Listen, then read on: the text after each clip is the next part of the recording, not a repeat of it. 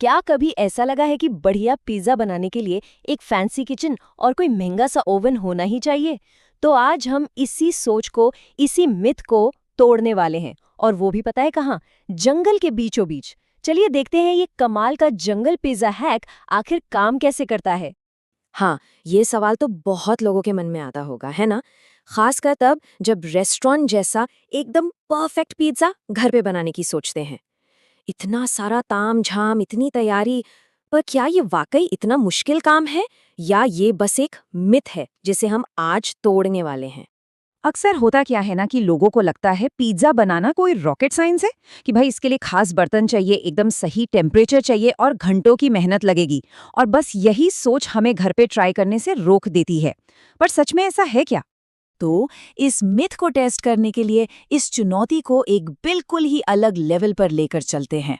सोच कर देखिए, आप किसी किचन में नहीं बल्कि एक घने जंगल में हैं।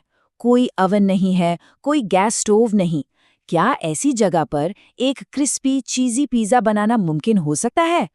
तो इसका जवाब है हाँ, बिल्कुल मुमकिन है। और इसका जो सल्यूशन है ना, वो किसी महंगे मशीन में नहीं, बल्कि एक शानदार और एकदम सिंपल से जुगाड़ में छिपा है। ये जुगाड़ दिखाता है कि भाई थोड़ी सी क्रिएटिविटी से तो कुछ भी मुमकिन है।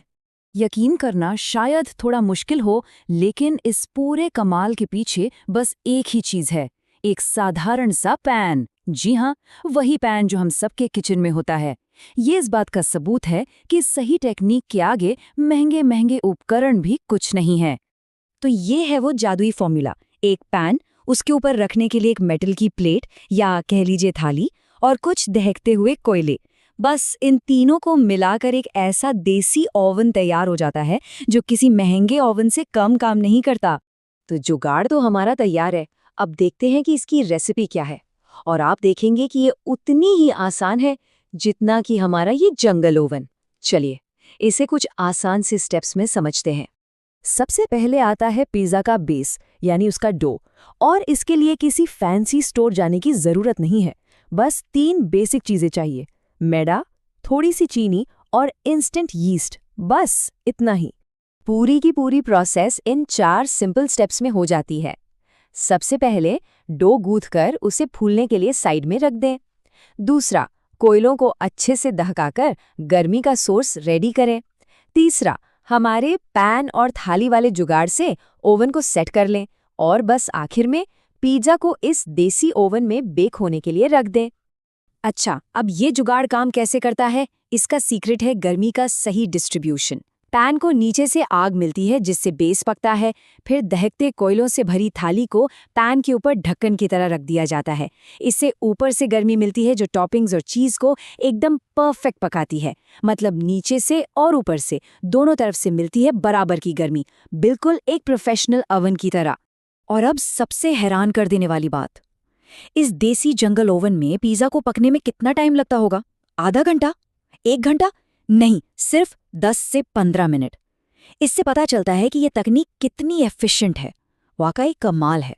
तो इस पूरे एक्सपेरिमेंट से हमें क्या सीखने को मिलता है? बस यही कि पिज़्ज़ा अब किसी किचन या रेस्टोरेंट का मोहताज नहीं रहा। इस सिंपल से हैक ने तो पिज़्ज़ा बनाने की सारी हदें ही खत्म कर दी हैं। और यही इस पूरे विश्लेषण का सार है। ये एक बहुत पावरफुल आइडिया है जो हमें अपनी पसंदीदा डिश को कहीं भी कभी भी एंजॉय करने की आज़ादी देता है, चाहे पहाड़ों पर कैंपिंग हो या बस घर के बैकयार्ड में कुछ नया ट्राई करना हो। तो अब एक सवाल तो बनता है, अगर इस सिंपल से जुगाड़ से इतना शानदार पिज्ज़ा बन सकता है तो जरा सोचिए कि और क्या क्या बनाया जा सकता है। क्या कुकीज़ बन सकती हैं, या शायद ब्रेड? हो सकता है केक भी। संभावनाएं तो सही में अनंत हैं। क्या ख्याल है?